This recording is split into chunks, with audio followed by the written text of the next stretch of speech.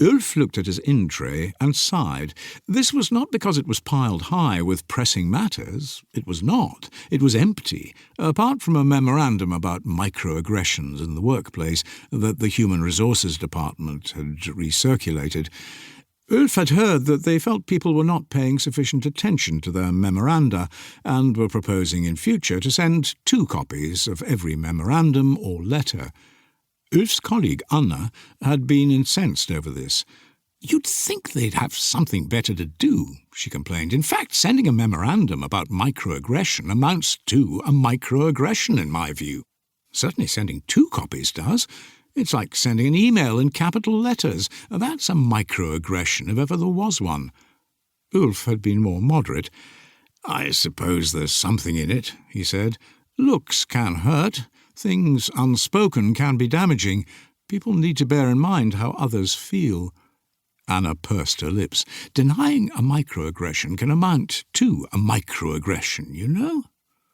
Ulf stared at her, and then realized that she was not being serious.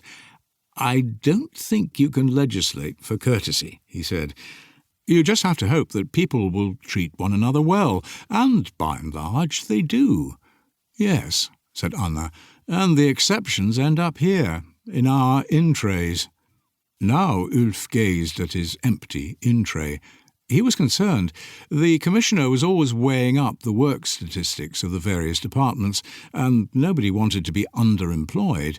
That was the quickest route, they said, to reallocation to the Traffic and Parking Department, an unglamorous corner of police work from which most people never re-emerged. From across the room, Anna looked up from a report she was reading. She had seen him gazing at his in-tray and had correctly diagnosed the cause of his concern. "Don't worry," she said. "You have an appointment. Somebody called just before you came in. He wanted to speak to you." "Personally?" asked Ulf. "Yes, he was very insistent.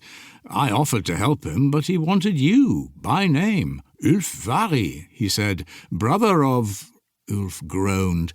Occasionally his brother's friends approached him if they were facing difficulties of some sort.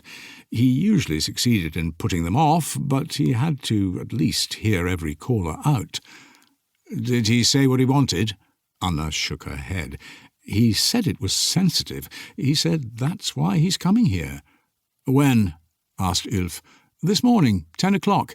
He said he'd be here on the dot." "OCD type," said Ulf. "Passive-aggressive?"